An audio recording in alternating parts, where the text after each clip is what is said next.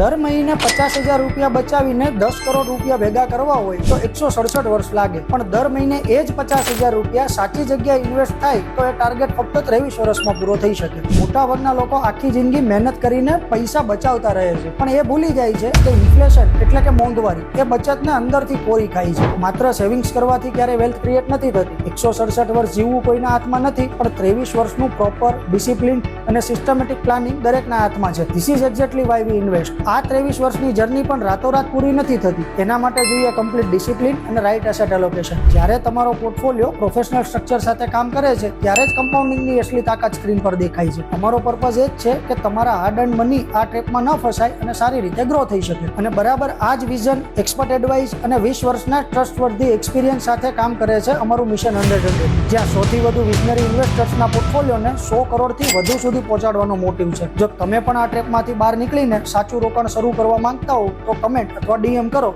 Let's connect and compound your hard earned wealth.